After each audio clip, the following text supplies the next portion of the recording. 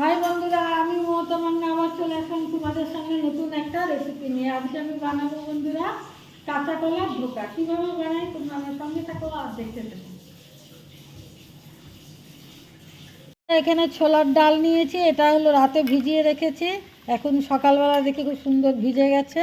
তো এই ছোলার ডালটা জারের মধ্যে দিয়ে দেবো, মিক্সার জারের মধ্যে ছোলার ডাল, আর দিয়ে দেবো পেঁয়াজ, দিয়ে দেবো হলো কাঁচা কলা।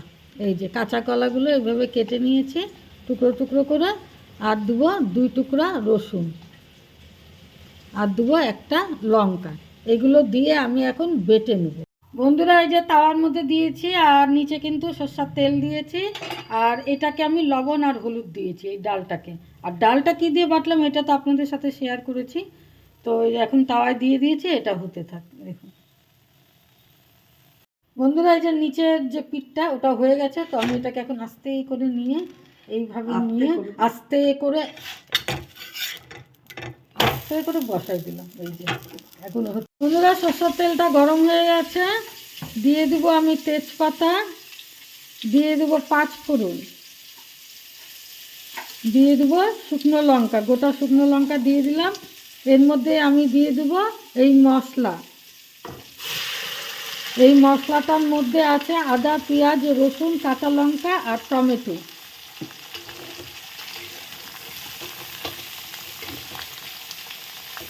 দিয়ে দেবো হলুদ, আর দিয়ে দেবো লবণ। সামান্য পরিমাণে লবণটা দিব, কারণ কি ধোকাটা রান্না করেছি তার মধ্যে আমি লবণ দিয়েছি, এর জন্য অল্প পরিমাণ লবণ দেবো। দিয়ে এখন এটাকে আমি কষিয়ে নেব মশলাটাকে।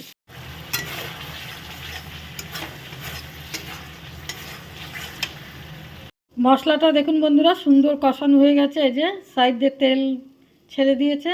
তো আমি এখন একটুখানি জল দিয়ে দেবো এর মধ্যে, দিয়ে নেড়ে নেব।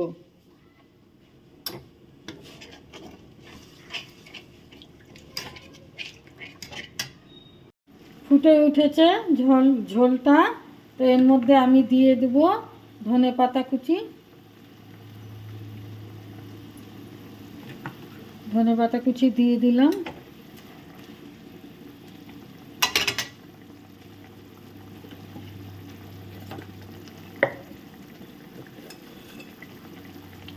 স্লাইড চিনি দিয়ে দিলাম।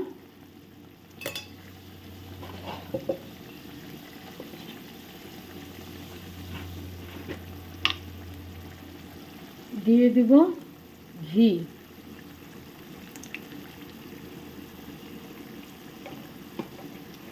দিয়ে আমি এগুলো দিয়ে আমি নেড়ে নেব। এগুলো দিয়ে সব দিয়ে এখন আমি একটু ভালো করে নেড়ে নেব। এর মধ্যে দিয়ে দেব গরম মশলা গুঁড়োটা দেবো। হ্যাঁ, গুঁড়ো গরম মশলাটা দিয়ে দেবো। এই যে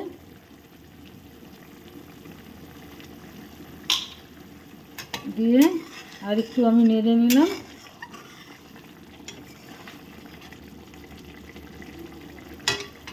গ্যাসটা আমি একটু আস্তে করে দেবো।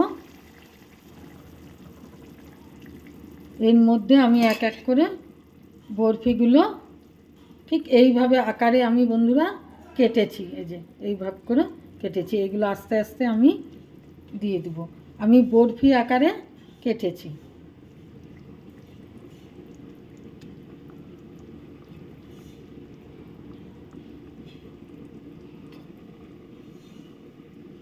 সবগুলো তো আর বরফি হয় না বন্ধুরা। এই যে আমি বরফি আকারে কেটেছি। তো এখন এগুলো আমি সব এক এক করে ঝোলের মধ্যে দিয়ে দেবো।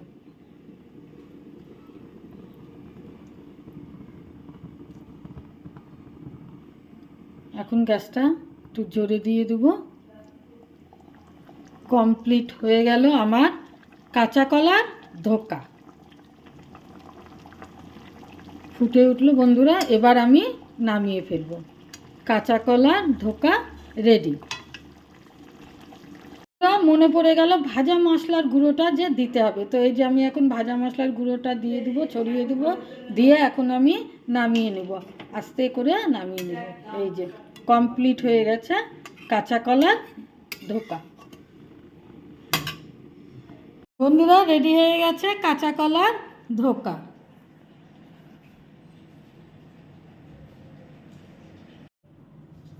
বন্ধুরা রেডি হয়ে গেছে কাঁচা কলা ধোকার ডালনা। দেখুন কত সুন্দর হয়েছে, দেখতে যেমন সুন্দর হয়েছে খেতেও ঠিক সেরকম টেস্টি হয়েছে। তো আমার এই রেসিপিটা যদি আপনাদের ভালো লেগে থাকে তাহলে প্লিজ লাইক শেয়ার কমেন্ট করবেন আর সাবস্ক্রাইব করে আমার চ্যানেলটার পাশে থাকবেন। টাটা।